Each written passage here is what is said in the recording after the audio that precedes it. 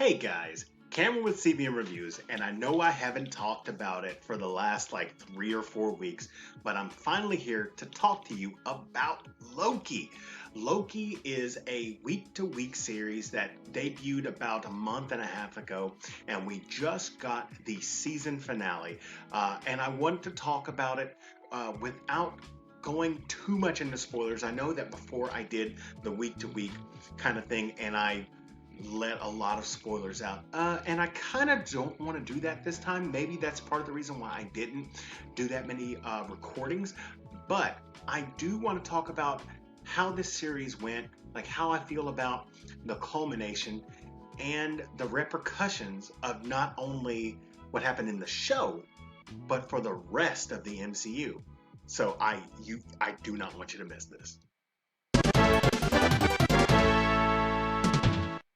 Thank you so much for clicking on this video. It means a whole lot to me. If you're a fan of this sort of thing, hit that like and the subscribe button because I do want to get to 1,000 subscribers this year.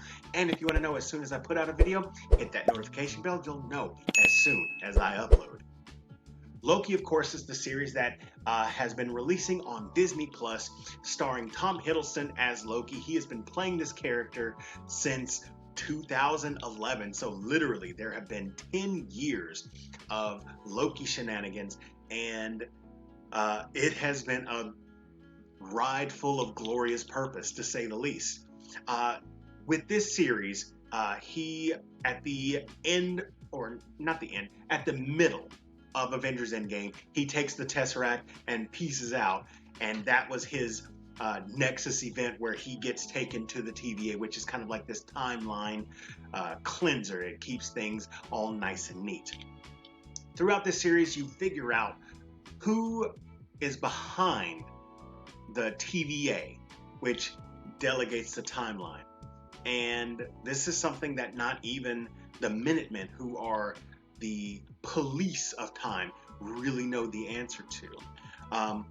It's quite interesting, the twists and turns that are taken, and we're introduced to several different characters, from Hunter B-15 to Mobius M. Mobius to Judge Renslayer, but the most compelling of them all to me was Sylvie, which was another Loki variant. This was at first touted as the main antagonist of the story, but we later find out, and like I said, I'm not spoiling everything, we later find out that that's not quite the case here. Through this, we not only meet Sylvie, who is a Loki variant, but we meet many other Loki variants, like Kid Loki, and Classic Loki, and Boastful Loki, and President Loki. And one of those I really enjoyed, that OG Classic Loki, is amazing. If there's one character that really caught me off guard, it was him. But we find out who's behind the TVA. And as I said before, I'm not going to be spoiling this, but I will say that this definitely feels like it opens up the door for the next big bad of the MCU. Now, that's just my personal opinion, although he was kind of saying that if anything happens to him, then it's going to be an all-out multiverse war. And we've got Spider-Man No Way Home and Doctor Strange The Multiverse of Madness coming up.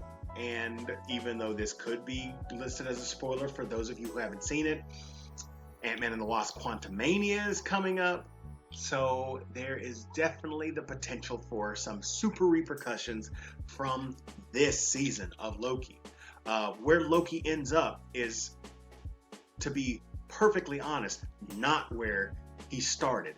And it is something that is going to possibly put season 2 on its heels. We have no clue in what timeline or what universe Loki, our Loki, the one that we know, is in. Although it does have the potential for us to see some of the Lokis that we saw before come back. I really don't know what all I want to say without spoiling anything for you guys. I will say this. So there have been, this is the third MCU show that's been on Disney Plus. First was WandaVision, the second one was The Falcon and the Winter Soldier, and now Loki. It has been fantastic. And I am loving the fact that these TV shows are definitely going to have repercussions that spill over, heavily so, into the movies.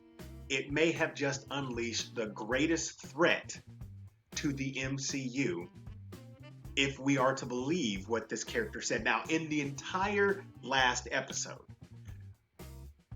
this character is telling us, like, the things that he, has been called, but he never says his name. And for those of you who don't want to be spoiled, I will keep it to myself. There are other channels like New Rockstars and The Nerdist that will be more than happy to tell you who it is. But I will say this, and this could be considered a spoiler. It was the character that I wanted to be the next Avengers villain. And I'm so glad that we got a first glimpse of him, and I am really excited to see what happens with him. Not just him, but with Loki as well, because now we have a Loki that transcends time and space. To be completely honest, if you're in the TVA, you kind of transcend time and space, and he's no longer considered a variant. Now he is like an agent, because of how things have kind of left off. It's quite amazing. And I really want to see what season 2 has to show us. I am thoroughly intrigued. It did not answer all the questions that I had, but it left more for us to explore in season 2. So, do I recommend this show? I recommend it more than WandaVision. As far as The Falcon and the Winter Soldier, I'm going to be honest. I think I recommend it more than that too. And maybe it's because Loki is just this roguish character that we've come to love for over the last decade. Maybe it was because the writing was so secretive or enigmatic that made me want to learn more. Or maybe it was just a damn good show. In any case, if you have Disney Plus and you haven't watched Loki, get right on that. You'll enjoy it. You may not get all the answers you want, but you will have a good time.